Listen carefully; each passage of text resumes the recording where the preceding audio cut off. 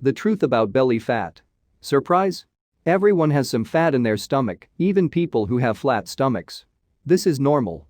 But too much belly fat can affect your health in a way that other fats do not. Some of your fat is under your skin. Other fats are deeper around your heart, lungs, liver and other organs. It is such deep fat called visceral fat that can be a big problem for even thin people. Deep belly fat. You need some intestinal fat. It provides cushioning around your limbs. But if you have too much of it, you may be more likely to have high blood pressure, type 2 diabetes, heart disease, dementia and some cancers, such as breast cancer and stomach cancer. Fat just isn't there. It's an active part of your body, says Kristen Hairston, an assistant professor of endocrinology and metabolism at the Wake Forest School of Medicine. A lot of narcotics. If you gain too much weight, your body starts accumulating your fat in unusual places. With increasing obesity, you have people whose regular areas for storing fat are so full that fat accumulates in the organs and around the heart, says Carol Shively, Ph.D., pathology comparative at Wake Forest School of Medicine. Professor of medicine says. Before going into video, make sure subscribe to our channel for more informative videos. So let's get started. How much belly fat do you have? The most accurate way to determine how much visceral fat you have is to have a CT scan or MRI. But there is a very simple, low-cost way to check. Get a measuring tape, wrap it around your waist on your belly button, and check your girth. Do this while you stand and make sure the tape is the measurement level. For your health, you want your waist size to be less than 35 inches if you are a woman and less than 40 inches if you are a man. Having a pear-shaped large hips and thighs is considered safer than an apple shape, which describes a wider waistline.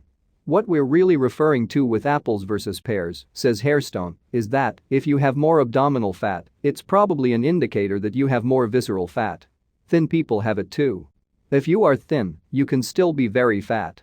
How much you have is partly about your genes and partly about your lifestyle, especially how active you are. Visceral fat likes inactivity. In one study, thin people who observed their diet but did not exercise are likely to have a lot of intestinal fat. The key is to be active, no matter what size you are. 4 steps for beating belly fat. There are 4 keys to controlling abdominal fat. Exercise, diet, sleep, and stress management. 1. Exercise. Vigorous exercise trims all your fat, including visceral fat. Do at least 30 minutes of moderate exercise at least 5 days a week. Walking matters, as long as it is fast enough that you work up a sweat and take a hard breath. Your heart rate is faster than normal. To get the same results in half the time, increase your speed and do vigorous exercise such as jogging or walking. You will need to do this 20 minutes a day, 4 days a week. Jog if you are already fit, or go fast on a tilt on the treadmill if you are not ready for jogging.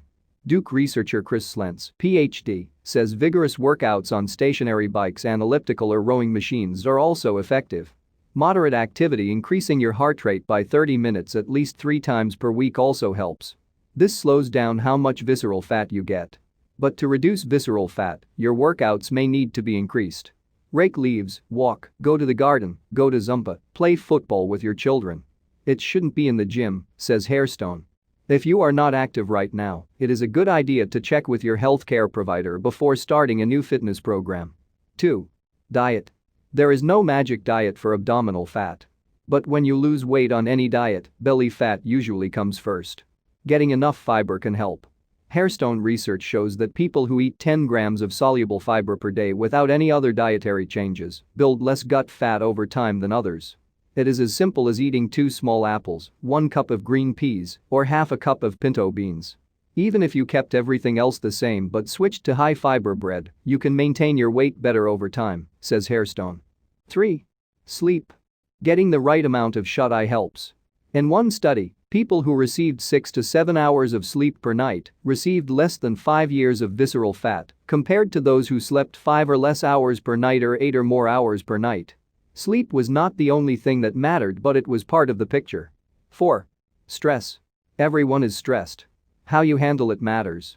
The best things you can do to relax with friends and family: meditate, exercise to blow off steam, and get counseling. Which makes you healthier and better prepared to make good choices for you. If you can only give time to do one of these tasks, says Shively, exercise is probably the most immediate benefit as it removes both obesity and stress. Thanks for watching. Like, share and subscribe for more videos.